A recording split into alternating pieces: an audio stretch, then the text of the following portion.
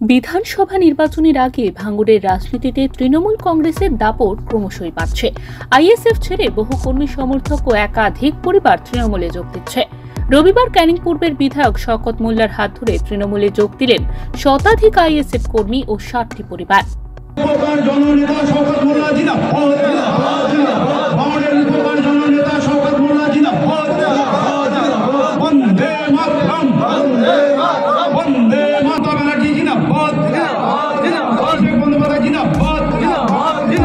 বিধায়ক শওকত মোল্লা জানিয়েছেন, মানুষ উন্নয়ন ও শান্তি চায়, তাই তারা স্বতঃস্ফূর্তভাবে মমতা বন্দ্যোপাধ্যায়ের উপর আস্থা রেখে তৃণমূলে যোগদান করছেন।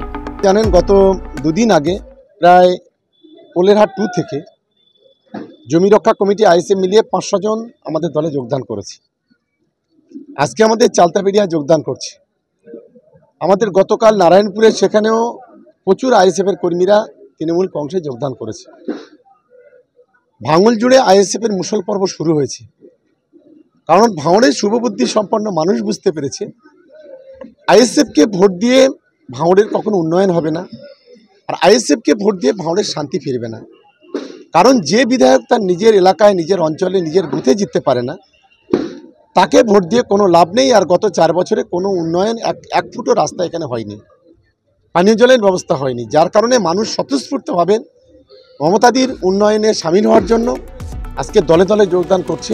আইএসএফ এর ক্রমবর্ধমান ভাঙন আগামী নির্বাচনের শাসক দলকে কয়েক কদম এগিয়ে রাখবে বলেই মনে করছে রাজনৈতিক মহল। বাবলু প্রামাণিকের রিপোর্ট, ওমকার বাংলা।